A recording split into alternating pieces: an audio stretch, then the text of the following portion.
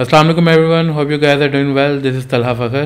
तो आज मेरे साथ जो गेस्ट मौजूद हैं और जो टॉपिक है ख़ास तौर पर वो बहुत ज़्यादा मेरे से हमारी जो कम्युनिटी है उसमें बहुत डिस्कसेबल था। सो आई रिक्वेस्ट सब्जेक्ट स्पेशलिस्ट जो हमारे लिए इस टॉपिक के ऊपर मज़ीद हाईलाइट्स क्रिएट कर सकें। So I today we have a very dynamic personality, Umair भाई। अस्सलाम वालेकुम उमैर भाई, कैसे हैं आप? वालेकुम सलाम Talha, how are you? Alhamdulillah, I'm good. First of all, thank you so much for joining this conversation. I believe it will be beneficial for our community as well. Thank you for having me. जी, so Umair भाई, let's start from your role. आप अपनी journey को अगर share करना चाहें। Currently you are serving as a GM at Hudi Ventures. So what inspires you to get involved in startups and products? So technically वैसे मेरी journey start हुई थी 2019. This is back when startups जो है वो बहुत कम थे पाकिस्तान में. सो द ओनली स्टार्टअप जो कि तब वेल नोन था वाज करीम, और इधर Uber had sort of launched in Pakistan. और मेरा इंटरेस्ट वहाँ से थोड़ा सा बिल्ड होना स्टार्ट हुआ था. 2017 में मैं दुबई गया था. I was looking for jobs, my family was there. तो वहाँ पर एक इवेंट होता है by the name Tech Stars. It's a global startup competition. तो टेक स्टार्स स्टार्टअप वीकेंड मैंने उधर रैंडमली अप्लाई कर दिया. आई केम अक्रॉस अच्छा इंक्यूबेशन सेंटर्स क्या होते हैं, स्टार्टअप्स क्या होते हैं, टेक प्रोडक्ट्स क्या होते हैं. This was my first interaction के स्टार्टअप्स के साथ. I one that competition. तो वहाँ से एक थोड़ा इंक्लिनेशन बिल्ड हुई कि अच्छा ये स्टार्टअप्स क्या हैं. Came back to Pakistan. I was doing a job in a textile manufacturing company. तो वहाँ से इंटरेस्ट थोड़ा बिल्ड होना स्टार्ट हुआ. करीम ने भी थोड़ा स्केल अप करना स्टार्ट किया था, तो थोड़ा इंटरेस्ट पैदा हुआ कि अच्छा यार ये स्टार्टअप्स होते क्या हैं, यहाँ पे ज़रा कल्चर थोड़ा डिफरेंट है, लोग भी थोड़ा डिफरेंटली ऑपरेट करते हैं, फास्ट पेस्ड होते हैं. तो वो एक इंटरेस्ट थोड़ा बिल्ड होना स्टार्ट हुआ. I did my job till 2019. Then I switch to Khudi ventures and that's how my journey sort of started towards startups. That's great, that's great. I believe it's very good. और इसमें सबसे ज़्यादा हुदी ventures की अगर मैं बात करें तो one of the most common thing is दिल का रिश्ता. What exactly it is? So Dilka Rishta is a matrimony platform that we've built. Currently we have more than 4 million active users. We are strictly matrimony platform. We help people find matches if they're looking to get married. So this is what we do. We launched in 2019. अभी तक हमने तकरीबन 18,000 लोगों की शादियां करवा दी हैं. So अल्हम्दुलिल्लाह it's going great and this is what we are looking at. अल्हम्दुलिल्लाह, दैट्स ग्रेट. आगे जाके हम जो है वो अगेन इसकी वो जो डायनामिक्स होते हैं, चर्न और डिफरेंट स्टेप्स, वो हम आगे जाके डिस्कस करते हैं. करंटली अगर आप अभी हम ऑफ द कैमरा भी डिस्कशन कर रहे थे, करंटली बहुत ज़्यादा चैलेंजेस फेस हो रहे हैं स्टार्टअप इकोसिस्टम के अंदर, पर्टिकुलरली एशियन रीजन में बहुत ज़्यादा डिज़ास्टर चेंजेस आ रही हैं. I believe from the middle east थोड़ा सा एक्सपोनेंशियल ग्रोथ कर रहा है, लेकिन जो यूएस साइड है और डिफरेंट, जिसकी वजह से पाकिस्तानी रीजन के ऊपर भी थोड़ा इफेक्ट आ रहा है. आप इसको किस तरह से देख रहे हैं और वो how can be addressed?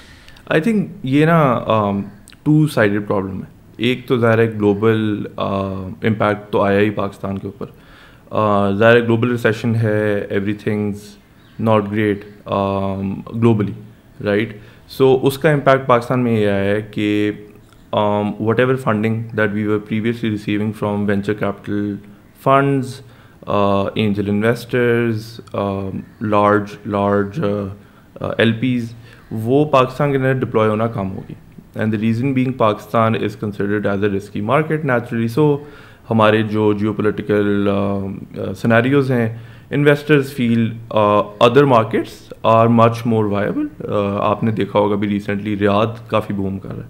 So I think local scenario जो बिल्ड हुआ है पाकिस्तान का, coupled with global recession, that has led to what's currently happening. एक रीज़न तो ये ज़्यादा मैक्रो है, right. But then there are certain micro factors also के are we building the right sort of startups.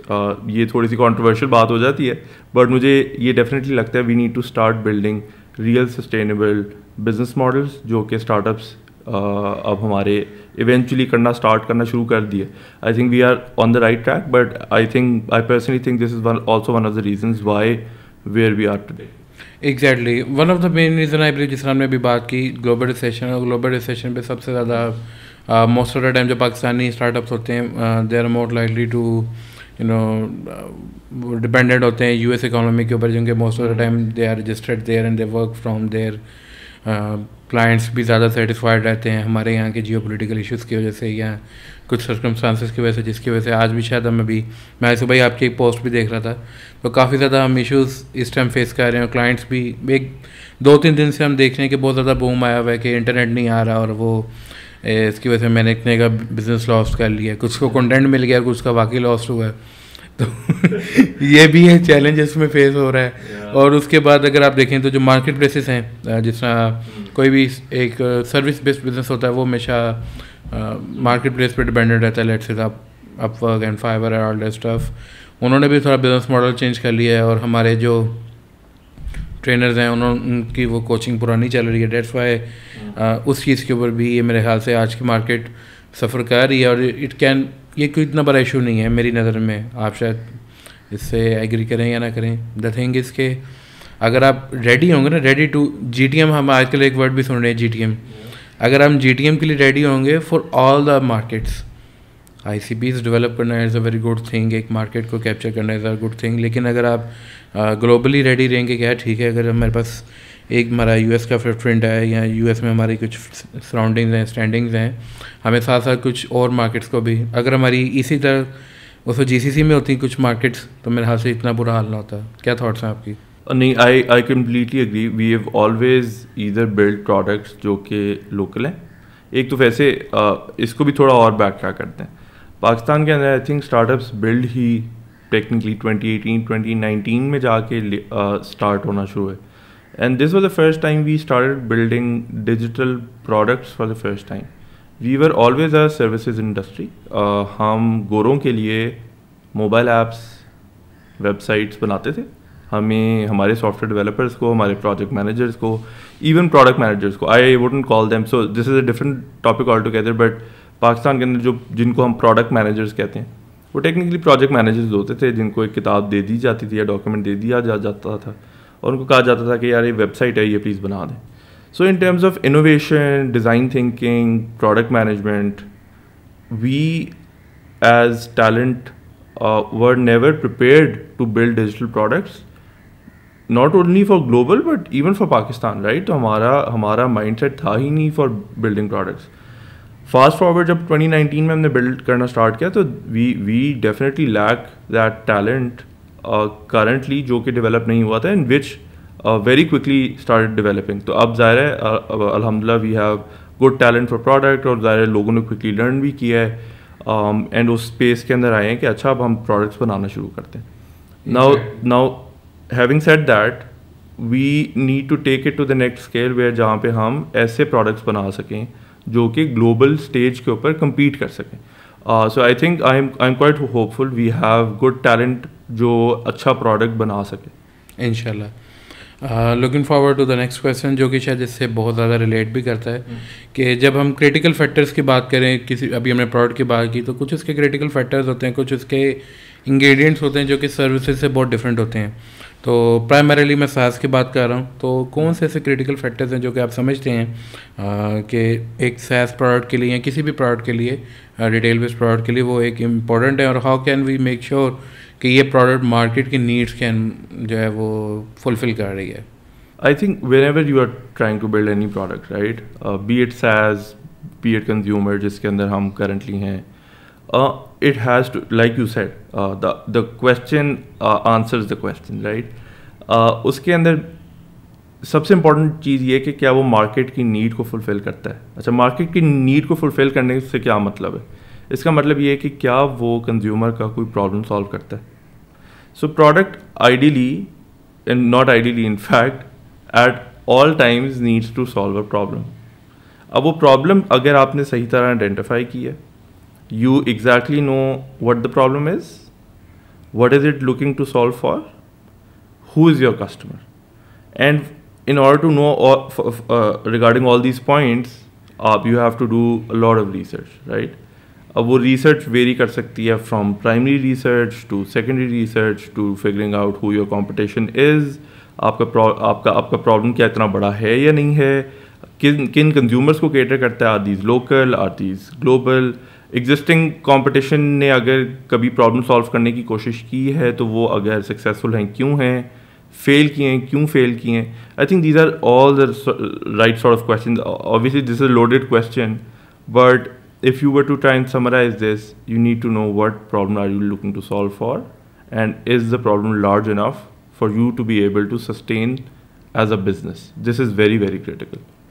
Exactly I believe आपने बहुत अच्छे तरीके से इस क्वेश्चन को समराइज़ किया है, क्योंकि प्रोडक्ट के अंदर सबसे पहले मार्केट रिसर्च है. हमारे यहाँ पे जैसे आपने बात की टैलेंट को मार्केट रिसर्च करने में तो बहुत ज़्यादा इश्यूज कंडक्ट करने पड़ते हैं. Most of the time they are उनको आइडिया नहीं होता कि टैलेंट कैसे मार्केट रिसर्च कैसे करनी है. जैसे ऐड के कोई भी गूगल फॉर्म बिल्ड करेंगे और वो मार्केट में रोल आउट कर देंगे फ्रेंड्स और फ्रेंड्स के अंदर, और वो अपने ही 4 लाइक माइंडेड लोगों के अंदर वो प्रोडक्ट का आइडिया वैलिडेट कर रहे हैं. आई बिलीव ये MVP, the real MVP basically, not the MVP.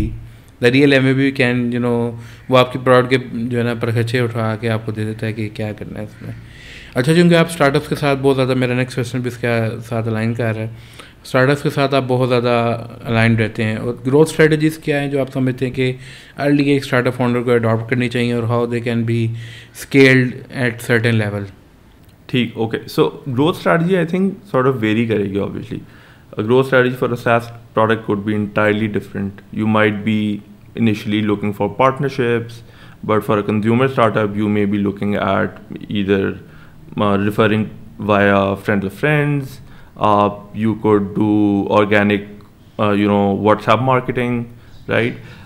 Now given the fact that most startups, what they fail to understand is just doing social media marketing या digital marketing, I think ये buzz काफ़ी देर से चल रहा है, may not be the right growth strategy for you. So what's a good growth strategy? A good growth strategy is one where you exactly know where your customer is, right? And how do you know that? You do that by experimentation. You can't really be fixed by saying कि Instagram पे मैंने ad लगा दी है और रोज़ 10 customers आ रहे हैं. I don't think that's a great growth strategy. Where Pakistanis haven't really figured out growth strategy is by experimentation. So अभी तक हमने TikTok, even though ये cringe समझा जाता है, but हमने उसको explore नहीं किया. We haven't really explored different forms of content, right? हम expect करते हैं कि हम Instagram के ऊपर एक ad लगाएंगे, एक किस्म का content लगाएंगे, सारा साल वो चलता रहेगा, and customers आते जाएंगे. That's not what performance is, right? तो performance marketing ये भी एक नया buzzword है.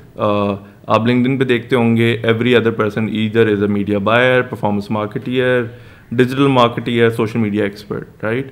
All of these words eventually need to translate into some business, right? And that can be done by some data tracking. Everything. So digital के ऊपर आए क्यों थे? पहली बात तो ये. तो अगर growth आपका जो बिजनेस की ग्रोथ है या डिजिटल की ग्रोथ है is a function of how much you invest in digital. Why did we switch to digital in the first place? पहले आप देखते होंगे टीवी के ऊपर एड्स लगते थे, न्यूज़पेपर पे लगते थे. The reason was everything became trackable. You were able to hold someone accountable or that particular channel accountable for how much you spend, right? So I think it is very very important that जो भी आपका growth का या marketing का या customer acquisition का mix है, you exactly know why am I spending on that particular mix, how much can I acquire, and what is my customer acquisition cost. If you don't know that, I think you are shooting in the dark. So I think it is fairly important for you to experiment across all channels and exactly know where is your business the right fit for that particular channel. हमने बात की product market fit. I think product market fit के फ़ौरन बाद I think आ जाता है product channel fit also. तो I think that is fairly very very important. Exactly, totally agree with you. क्योंकि इसमें most of the time हमें वो growth plan की जैसे आपने बात की, बहुत सारे लोगों को ये आइडिया नहीं था, but exactly is growth plan. Decide के बस अच्छा, जैसे आपने सोशल मीडिया की बात की है, digital marketing, I know it's a very very buzzword, और लोगों ने इसका बहुत बुरे तरीके से स्पॉइल किया इस वर्ड्स को या इन निशेस को. यहाँ पे लोगों को ये नहीं आइडिया कि यार एड सेंटर से जाके प्रॉपर एड कैंपेन सेटअप कैसे करनी है.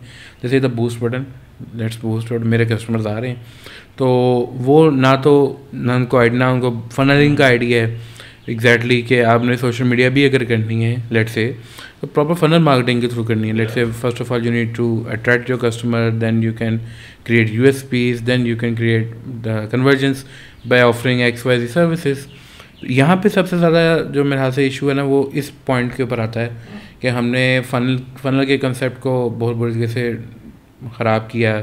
ग्रोथ प्लान की जैसे हमने बात की, बिल्कुल सही बात की, क्योंकि यहाँ पे उन चीज़ों को मेरे ख्याल से अगर हम एड्रेस कर लें तो हमारे पास जो 2% सक्सेस था, जो कि अब समहाउ 1% होता जा रहा है। अभी हम बैक द पॉडकास्ट भी ये डिस्कशन कर रहे थे, वो आई गेस तो इम्प्रूव हो सकता है। तो मेहर भाई, let's move forward to next question. ये मेरे ख्याल से बहुत ज़्यादा पूछे जाने वाला क्वेश्चन भी है।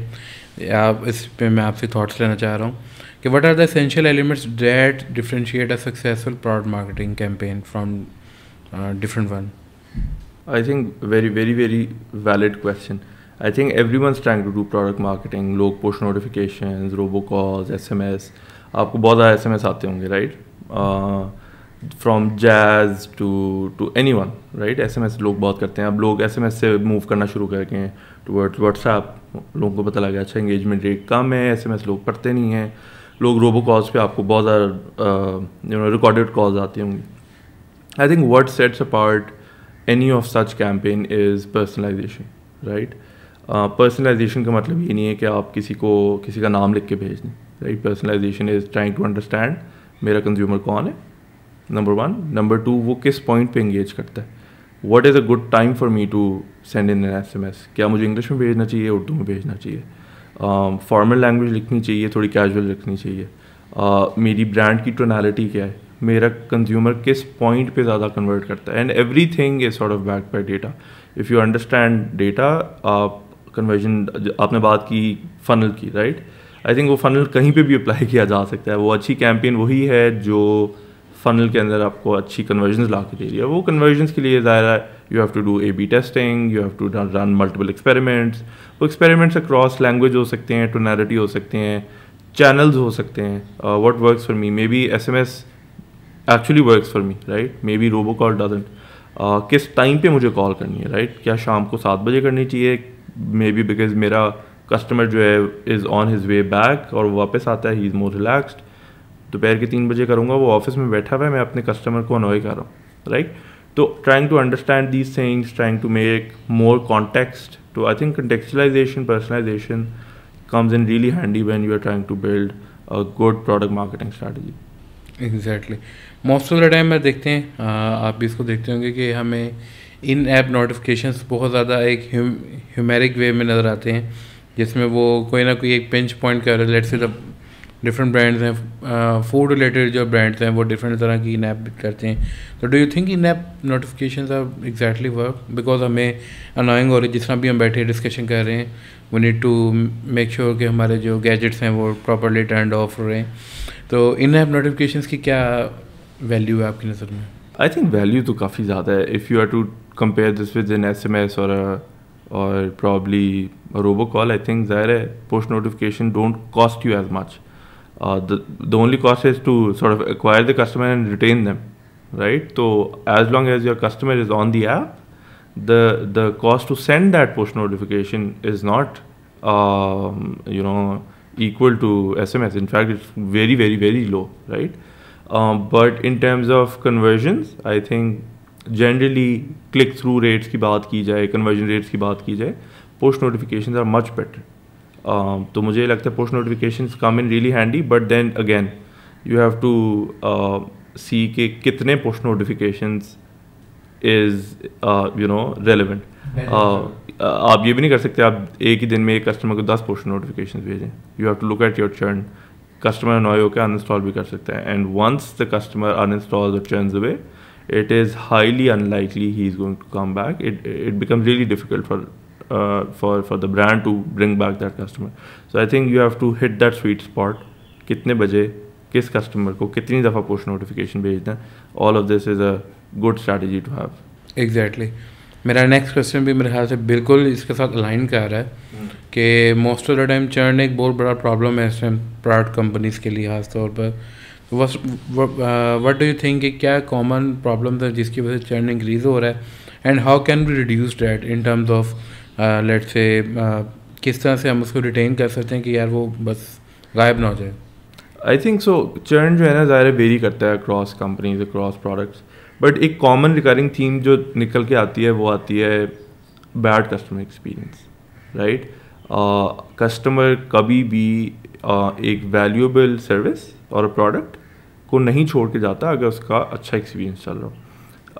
अब वो रीजंस क्या हैं कि बुरा एक्सपीरियंस क्या है? You have to be in touch with your customer. आपको टच पॉइंट्स बनाने पड़ते हैं, आपको अपने कस्टमर से रेगुलरली इन टच रहना पड़ता है। यू कैन रियली से कि अच्छा अब कस्टमर छोड़ के चला गया, अब इससे पूछते हैं क्यों छोड़ के गया।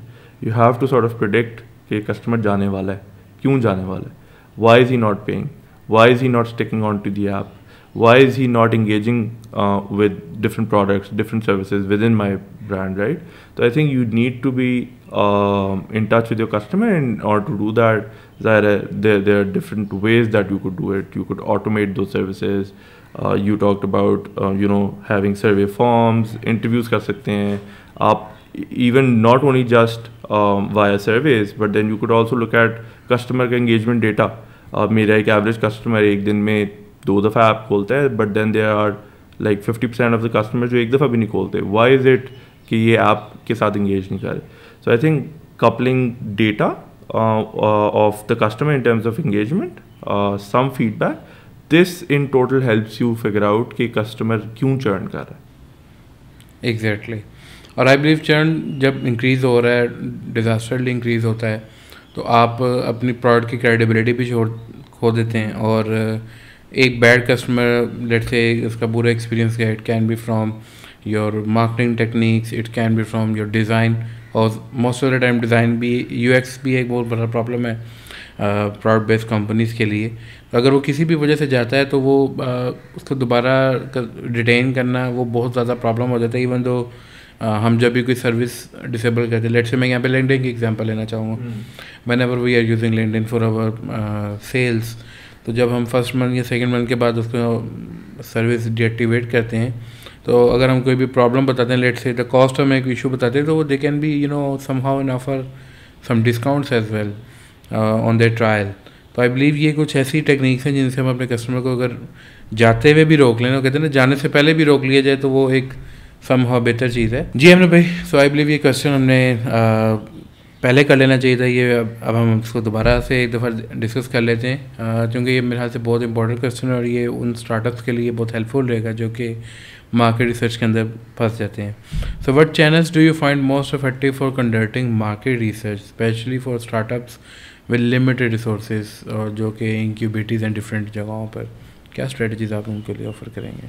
या so I think this is a good question to ask, because आज के लिए काफ़ी बड़ा एक चैलेंज है। Most startups really want to do research, उनको कंज्यूमर्स के साथ इंटरैक्ट करने का फर्स्ट मौका होता है टेक्निकली। तो I think difficult problem to solve, but then there are certain hacks that you could apply. You could go at WhatsApp groups, Facebook groups, if you are able to find the right set of audience there, right? तो आपके पास freely available Facebook groups हैं जहाँ पे आप surveys, questioners float कर सकते हैं, trying to do research. You could even find insights within those groups, right? So if you're, for example, setting up a marketplace of second-hand products, there are already those Facebook groups that are doing the same, right? So rather than just floating in a questionnaire, you might be able to do some research via some keywords. So Facebook groups, WhatsApp groups could be one, but then there are large communities now. There are accelerators, startup incubation centers, there are co-working spaces, जहाँ पे आपको easily access मिल सकती है to a lot of people who could be relevant to you. So I think partnerships and then some small little communities or groups could be a quick growth hack, जहाँ पे आपको you may not have to spend a lot of money, not a lot of time, not a lot of effort, and you can very quickly get some insight.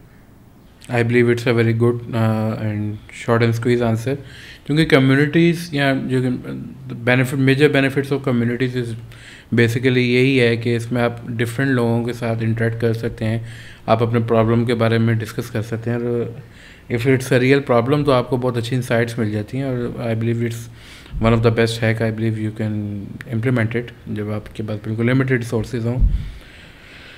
Let's come back to a very good question. I believe ये वो question है जो कि अभी recently हम बात भी कर रहे थे। लिंक्डइन पे मेरी पोस्ट के ऊपर भी काफ़ी ज़्यादा कॉमनली चल रहा था, तो हम इसको ज़रा थोड़ा सा मिक्स करके डिस्कस करते हैं।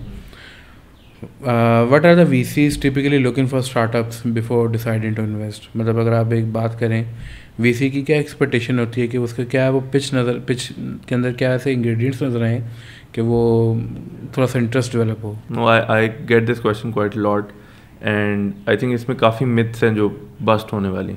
आई थिंक पहला मिथ्स तो ये है कि मेरे पास एक आइडिया है, मैं एक पिच टेक बनाऊंगा and without having any traction, any revenue, any customers, I can go to a VC and he is going to say पैसे ले लें, right? So I think gone are the days when you would take just a startup idea, build a small little team, go to a VC and he would say, hey, take $3 million from me.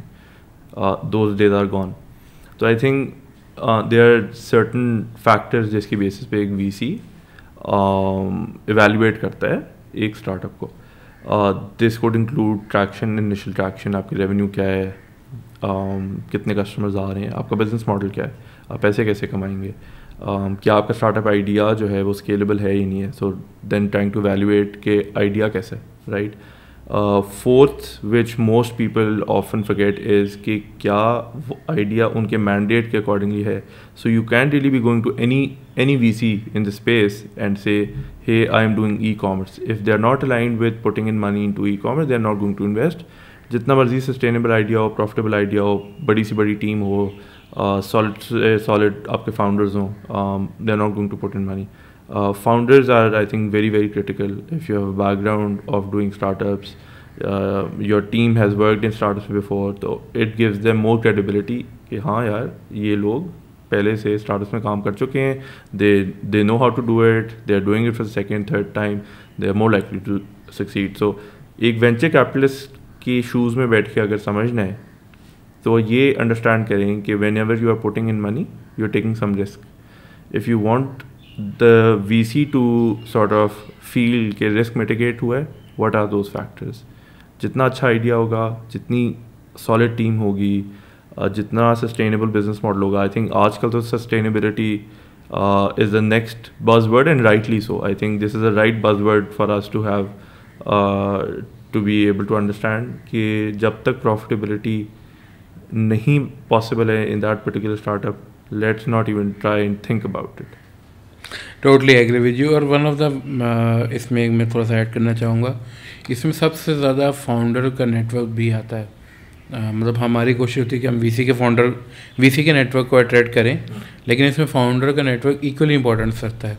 अगर founder थोड़ा सा personal branding के ऊपर focus कर रहा है और लोग उसको इंडस्ट्री के कुछ लीडर्स उसको जानते हैं, तो उसमें बेनिफिट ये होता है कि VC को भी इत्मीनान होता है कि यार ठीक है ये कहीं भागेगा नहीं. अभी हम एक स्टार्टअप की बात भी कर रहे थे कि वो कहीं भागेगा नहीं और वो मतलब मार्केट में सस्टेन करेगा और कहीं ना कहीं उसकी क्रेडिबिलिटी भी बिल्ड हो रही होती है. एंड वन ऑफ द, जैसे आपने बात की, टीम का बैकग्राउंड बहुत ज़्यादा ज़रूरी है. यहाँ पे क्या होता है, एक्चुअली मैं सेल्स कोचिंग करता हूँ विद डिफरेंट फाउंडर्स, तो मेरी अक्सर फाउंडर्स के साथ गुफ्तगू रहती है. इसमें सबसे बड़ा प्रॉब्लम ये आता है कि यार they are not likely to invest on their own self, they don't want to be a brand rather than they want to become a brand. मतलब बिजनेस की बात करूँ, खुद वो ब्रांड बनना नहीं चाहते और आउटबाउंड के ऊपर फोकस ज़्यादा होता है. जबकि एज़ पर माई एक्सपीरियंस, आप शायद इसे एग्री करें कि इनबाउंड का कन्वर्जन रेट बहुत ज़्यादा अच्छा होता है as compare to the outbound calls और वो जितनी भी आप ऑफर्स बिल्ड करें. क्या थॉट्स हैं आपकी? नहीं, एब्सोल्युटली आई फुली एग्री कि फाउंडर इन इटसेल्फ अगर एक पर्सनल ब्रांड बिल्ड करता है तो it takes you miles.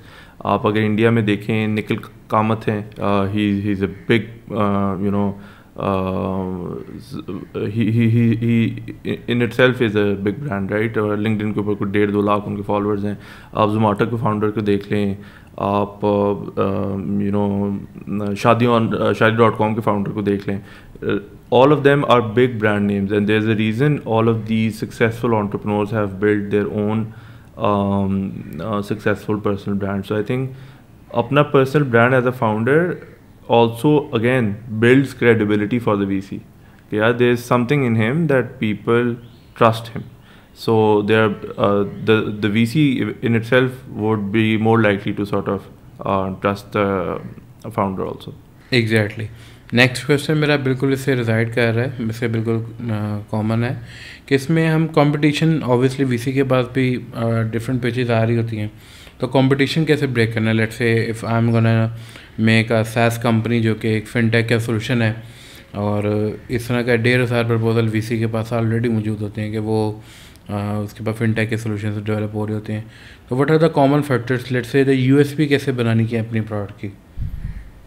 So I think ये टू साइडेड क्वेश्चन है. वन इज़ कि क्या आपका प्रोडक्ट क्या आपका बिजनेस उसके ना ऐसी यूएसपी एग्जिस्ट करती है.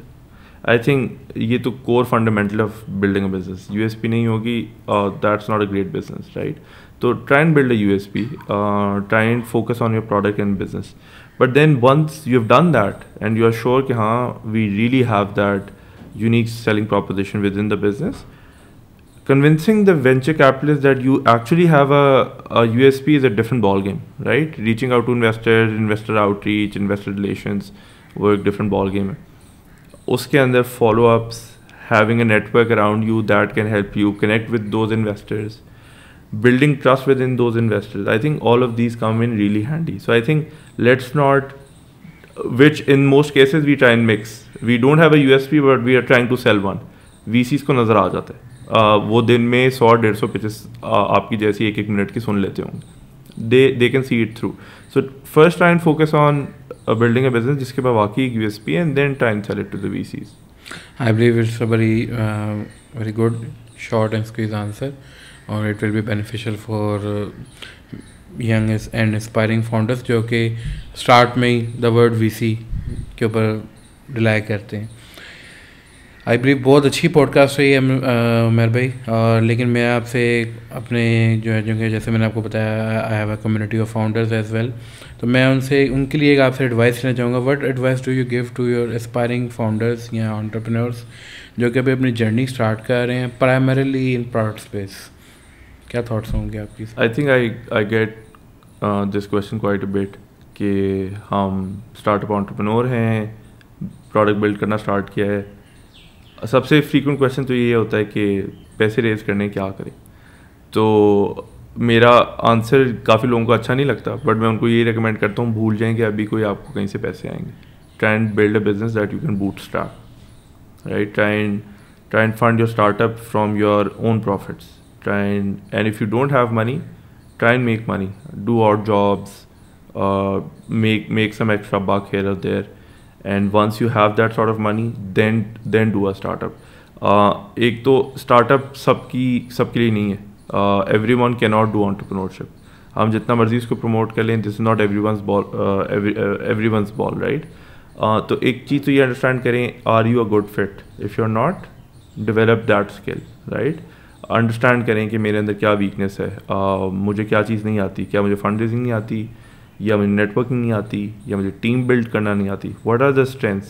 आपकी स्ट्रेंथ्स तो डेवलप्ड हैं, try and play on them, but also try and overcome your weaknesses. आपको पता होना चाहिए कि यार मैंने अगर एंटरप्रेन्योरशिप करनी है, these are some of the things I need to work on. Try and work on them and forget about venture capital for now. That's great. Thank you so much, Meher bhai, for giving us the time and opportunity to connect. I believe this podcast is very helpful for our community and for all that stuff जो कि लोग अभी देख रहे हैं. आप लोगों से मेरा रिक्वेस्ट होगी कि if you want to listen to Meher bhai once again, just drop a comment and we'll try to catch him again. इसी के साथ आप सबसे इजाज़त चाहते हैं. उम्मीद है आपको ये पॉडकास्ट पसंद आई होगी. अपनी थॉट्स का जो है इजहार आप कमेंट्स में कर सकते हैं. And do join the Startup Pulse community if you are a startup founder and network with like minded individuals, BD consultants. Until then अपना ख्याल रखिएगा. अल्लाह हाफिज़.